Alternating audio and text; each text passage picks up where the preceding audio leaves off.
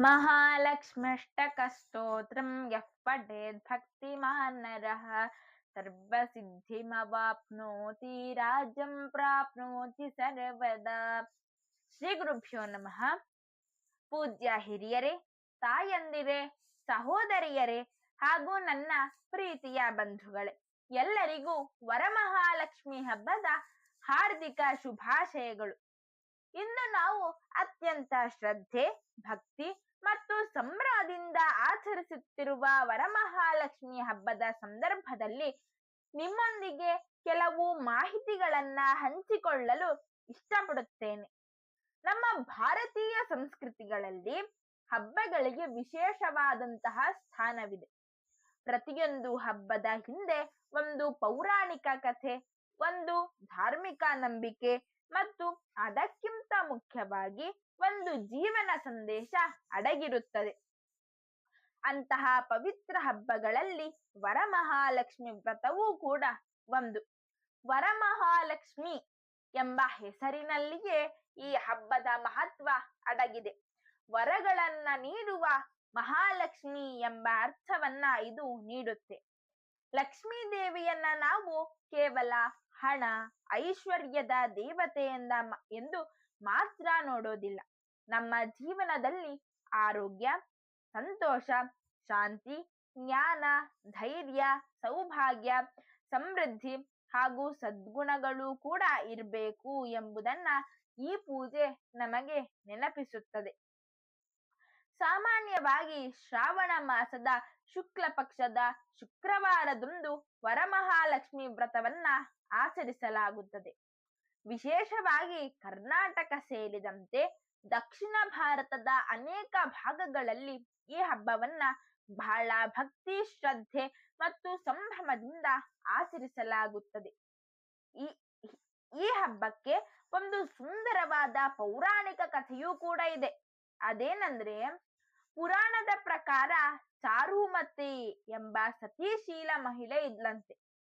ಆಕೆ ತನ್ನ ಕುಟುಂಬದವರನ್ನ ಪ್ರೀತಿಯಿಂದ ನೋಡಿಕೊಳ್ತಾ ಧರ್ಮ ಮತ್ತು ಭಕ್ತಿಯಿಂದ ಜೀವನ ನಡೆಸುತ್ತಿದ್ದಳಂತೆ.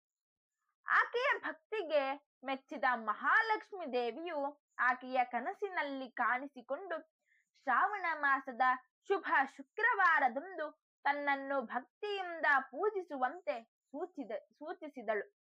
ದೇವಿಯ ಆದೇಶದಂತೆ ಚಾರುಮತಿ ವ್ರತವನ್ನ ಆಚರಿಸಿದಳು.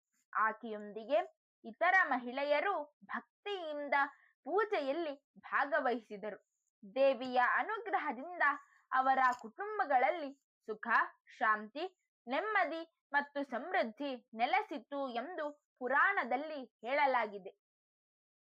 ಈ ಕಥೆಯ ಮೂಲಕ ನಮಗೆ ಒಂದು ಮುಖ್ಯವಾದ ಸಂದೇಶ ಸಿಗುತ್ತದೆ.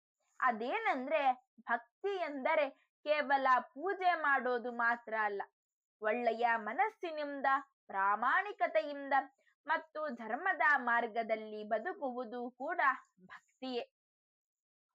ವರಮಹಾಲಕ್ಷ್ಮಿ ಹಬ್ಬದಂದು ಮನೆಯನ್ನ ಸ್ವಚ್ಛಗೊಳಿಸಿ ರಂಗೋಲಿ ಹಾಕಿ ಬಾಗಿಲಿಗೆ ತೋರಣ ಕಟ್ಟಲಾಗುತ್ತೆ. ದೇವಿಯ ಪ್ರತಿಷ್ಠಾಪನೆ ಮಾಡಿ ಹೂವು, ಅರಿಶಿನ, ಕುಂಕುಮ, ಹಣ್ಣು, ನೈವೇದ್ಯ ಮುಂತಾದವುಗಳಿಂದ ಪೂಜೆ ಸಲ್ಲಿಸಲಾಗುತ್ತದೆ. ವಿಶೇಷವಾಗಿ ಮಹಿಳೆಯರು ಈ ದಿನ ಸಾಂಪ್ರದಾಯಿಕವಾಗಿ ಅಲಂಕಾರ ಮಾಡಿಕೊಂಡು ಪರಸ್ಪರ ಅರಿಶಿನ ಕುಂಕುಮ ನೀಡಿಕೊಂಡು ಸೌಭಾಗ್ಯ ಮತ್ತು ಕುಟುಂಬದ ಕ್ಷೇಮಕ್ಕಾಗಿ ಪ್ರಾರ್ಥಿಸುತ್ತಾರೆ.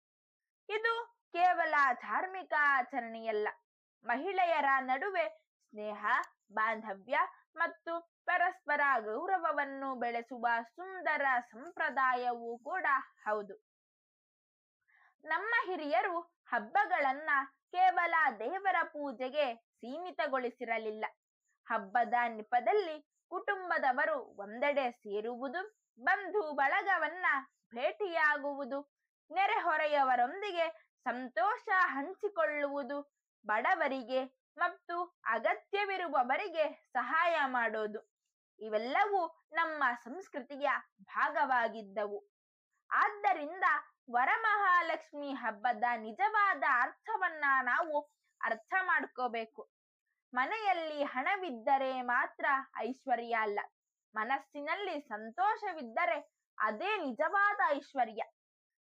ಮನೆಯಲ್ಲಿ ಪ್ರೀತಿ ಇದ್ದರೆ ಐಶ್ವರ್ಯ, ಕುಟುಂಬದಲ್ಲಿ ಒಗ್ಗಟ್ಟಿದ್ದರೆ ಐಶ್ವರ್ಯ, ದೇಹದಲ್ಲಿ ಆರೋಗ್ಯವಿದ್ದರೆ ಅದು ಕೂಡ ಐಶ್ವರ್ಯ, ಮನಸ್ಸಿನಲ್ಲಿ ಒಳ್ಳೆಯತನವಿದ್ದರೆ ಅದೇ ನಿಜವಾದ ಲಕ್ಷ್ಮಿ. ಮಹಾಲಕ್ಷ್ಮೀ ದೇವಿಯ 8 ರೂಪಗಳಾದ ಆದಿಲಕ್ಷ್ಮಿ, ಧಾನ್ಯಲಕ್ಷ್ಮಿ, ಧೈರ್ಯಲಕ್ಷ್ಮಿ, ಗಜಲಕ್ಷ್ಮಿ, ಸಂತಾನಲಕ್ಷ್ಮಿ, ವಿಜಯಲಕ್ಷ್ಮಿ, ವಿದ್ಯಾಲಕ್ಷ್ಮಿ ಮತ್ತು ಧನಲಕ್ಷ್ಮಿ ನಮ್ಮ ಜೀವನದ ವಿವಿಧ ರೀತಿಯ ಸಮೃದ್ಧಿಯನ್ನು ಪ್ರತಿನಿಧಿಸುತ್ತವೆ. ಈ 8 ರೂಪಗಳಾದ ಮಹಾಲಕ್ಷ್ಮೀ ದೇವಿ ಅಂತ ಪರಿಗಣಿಸಲಾಗುತ್ತದೆ. ಇದರಲ್ಲಿರುವ ಸಂದೇಶ ಬಹಳ ಸುಂದರವಾಗಿದೆ.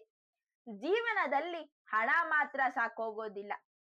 ಜ್ಞಾನ ಬೇಕು, ಧೈರ್ಯ ಬೇಕು, ಆರೋಗ್ಯ ಬೇಕು, ಕುಟುಂಬದ ಸಂತೋಷ ಬೇಕು, ಸಮಾಜದಲ್ಲಿ ಗೌರವ ಬೇಕೇ ಬೇಕು. ಇವೆಲ್ಲವೂ ಸೇರಿ ಜೀವನವನ್ನ ಸಮೃದ್ಧಗೊಳಿಸುತ್ತವೆ. ಇಂದಿನ ಆಧುನಿಕ ಜೀವನದಲ್ಲಿ ನಾವು ಎಷ್ಟೇ ಮುಂದುವರಿದರೂ ನಮ್ಮ ಸಂಸ್ಕೃತಿ ಮತ್ತು ಸಂಪ್ರದಾಯಗಳನ್ನ ಮರೆಯಬಾರದು. ಆದರೆ ಸಂಪ್ರದಾಯವನ್ನ ಆಚರಿಸುವಾಗ ಅದರ ಹಿಂದಿರುವ ಮೌಲ್ಯ ಮತ್ತು ಸಂದೇಶವನ್ನು ಕೂಡ ಅರ್ಥ ಮಾಡ್ಕೋಬೇಕು.